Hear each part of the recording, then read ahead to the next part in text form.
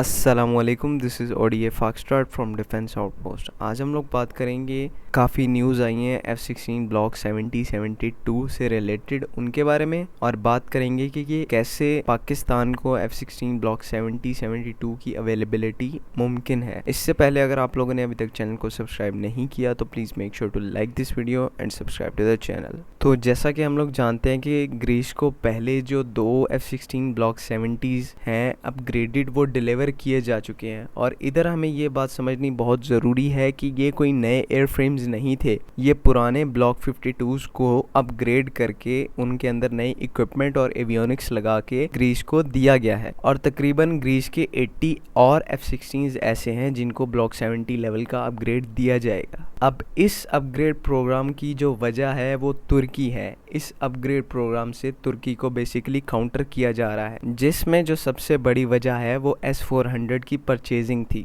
और इस डील को अभी तक ना नेटो हजम कर पाया है ना US हजम कर पाया है कि नेटो की नाक के नीचे एक रशियन एयर डिफेंस सिस्टम आके डिप्लॉय हो जाए। तो इसी बिना पर ना सिर्फ अमेरिका ने तुर्किश F-16s की अपग्रेड को रोक दिया, बल्कि उन्होंने जो नए फ्रेम्स देने से भी इनकार कर दिया था। लेकिन अब यहाँ पर अमेरिका को फ़ायदा होने की बजाय नुकसान हुआ है, क्योंकि रिसेंट ईयर्स में तुर्किश एरोस्पेस इंडस्ट्री ने काफ़ी तरक्की की है। और इस टाइम हम लोग ये चीज़ कह सकते हैं कि वो इस काबिल हो गए हैं कि F-16 के कोई भी अपग्रेड को वो खुद ही अपने मुल्क में इंडिजिनसली डेवलप्ड सिस्टम के साथ अपग्रेड कर सकते हैं। और इसी चीज़ की तैयारियां तुर्की में चल रही हैं। जैसे हमने देखा कि तुर्की ने पहले अपना एक एईसा रेडार डेवलप किया, उसके बाद अपनी जो BVR air to air missiles हैं उनको डेवलप किया। तो ये चीज़ शो करती है कि तुर्की को इस चीज़ की पहले ही समझ आ गई थी और तुर्की ने पूरी प्लानिंग के साथ S-400 डील को मंजूरी दी है। अब यहाँ पर पाकिस्तान की बात करते हैं, क्योंकि रिसेंटली US ने भी पाकिस्तान के साथ काफ़ी नॉर्मलाइजेशन रखी है अपने जो पॉलिटिकल और मिलिट्री रिलेशनशिप्स में। और इसी के तहत हमारे जो F-16s के लिए एक सस्टेनमेंट प्रोग्राम को अप्रूव किया गया था।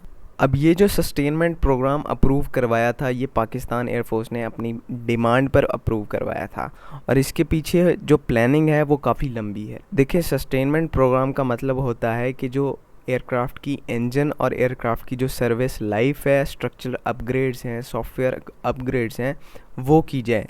और ये एक ऐसी चीज़ें हैं, ऐसी स्पेसिफिकेशंस हैं जो US के अलावा और कोई कंट्री नहीं कर सकता। और इसी चीज़ का अंदाज़ा पाकिस्तान को था, तो इस वजह से उन्होंने इस सस्टेनमेंट पैकेज को अप्रूव करवाया है।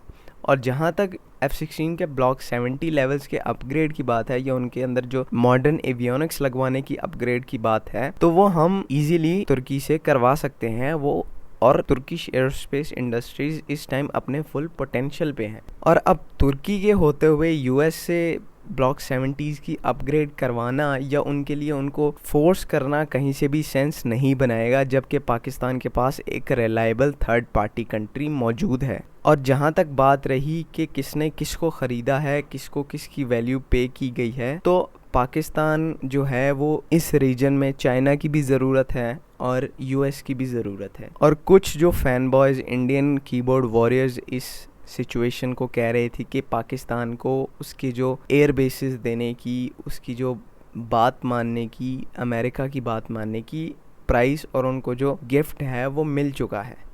तो यहाँ पर मैं आपको एक बात बताता चलूँ, अमेरिका जो है वो पाकिस्तान से मुंह नहीं मोड़, और वो ये चीज़ कभी भी एक्सेप्ट नहीं करेगा कि पाकिस्तान फुली चाइना के फेवर में जाए, because Pakistan is a very great nuclear power और उसका इस रीजन पर और ख़ास तौर पर स्ट्रेटिजिकली एक काफ़ी इन्फ्लुएंस है। और अगर आपको ऐसा नहीं लगता, अगर आपको लगता है कि ऐसा नहीं है, तो हमारी जो F-16 की फ्लीट है वो सालों पहले तक रिटायर की जा चुकी होती, लेकिन उसको सस्टेन करवाया गया। हमें ब्लॉक 52s के F-16 भी मिलते रहे, उनके सस्टेनमेंट प्रोग्राम्स भी मिलते रहे, और एट द सेम टाइम हमने उनको इंडिया के ख़िलाफ़ एक्टिव कॉम्बैट में यूज़ किया। उस चीज़ के बावजूद, इंडिया के चीखने चिल्लाने के बावजूद, यूएस पाकिस्तान की F-16 फ्लीट को सस्टेन करने में फुल सपोर्ट कर रहा है। तो यहाँ पर हमें ये चीज़ बताने की ज़रूरत नहीं कि किसकी इस रीजन में ज़्यादा इंपॉर्टेंस है। इंडियन गवर्नमेंट और इंडियन एस्टेब्लिशमेंट ने तो यूएस पर यहाँ तक जोर डाला था कि अगर आप लोग F-16 पाकिस्तान को एंटी टेररिज्म ऑपरेशंस के लिए दे रहे हैं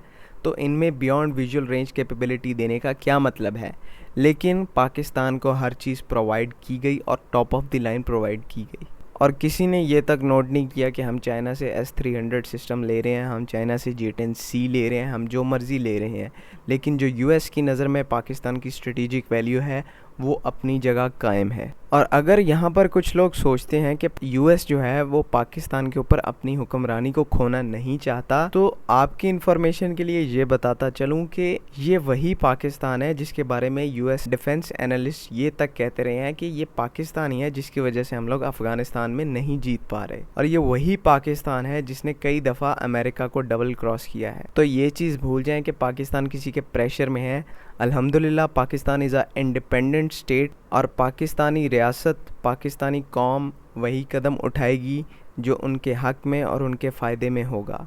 इसी के साथ अपनी वीडियो को ख़त्म करते हैं। आई होप आप लोगों को बातें समझ आ गई होंगी। अगर आप लोगों को वीडियो पसंद आई तो please make sure to like this video and subscribe to the channel and don't forget to leave your comment in the comment section. Signing out for now, Pakistan जिंदाबाद।